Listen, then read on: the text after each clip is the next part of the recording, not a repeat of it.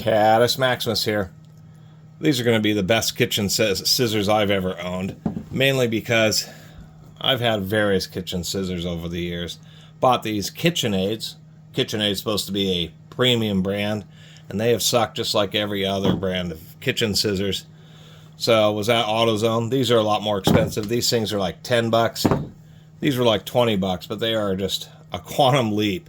And if you're ever just tired of kitchen scissors that don't work, I would recommend these. It's just the easiest way of putting it. And there's a variety of things. Like this KitchenAid seems to have a nut to where you can adjust the tension, but it's actually friction fit. You can see that there's actually no threads on that. It's kind of an odd design. And the problem with all these kitchen scissors is they're just so poorly made that they have this wobble in them. You can just barely see it there. And so what it means is, like, when you're trying to cut packaging, you open up the scissors normally and you get this action. I mean, that's not cutting very well.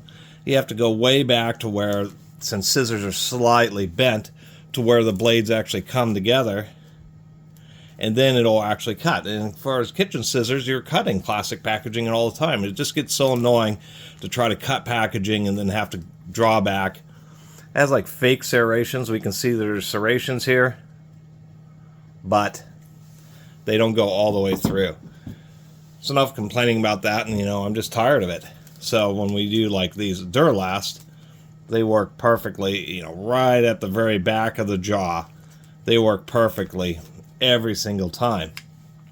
As we can see, the blades are just much thicker than they are than the KitchenAids. Can't speak. Another thing that I really like about them is the KitchenAids.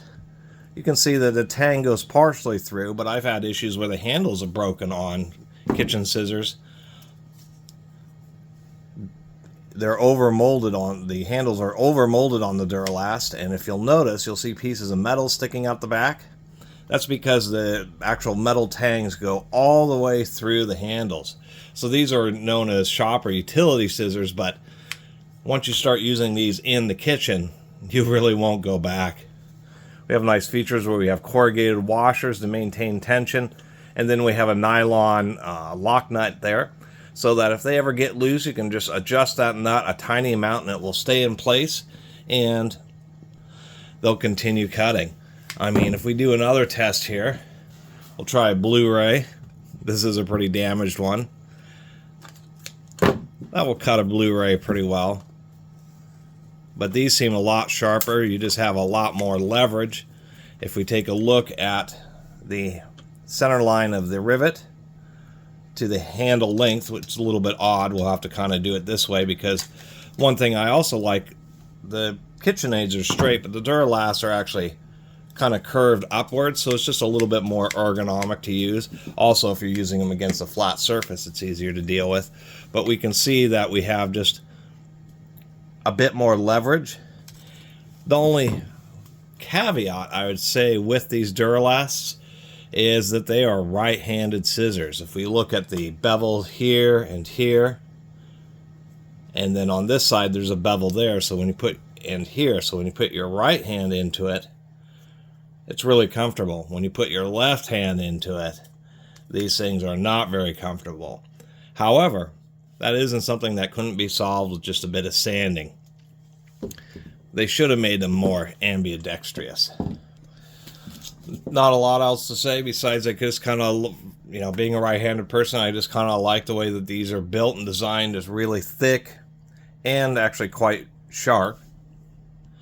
Easy to adjust the tension on them, and through tang handles. Just makes it seem that these are a pretty decent set of shop scissors. For me, they'll be kitchen scissors to replace the ill-fated and very annoying KitchenAids that I have. Anyway, thanks for watching.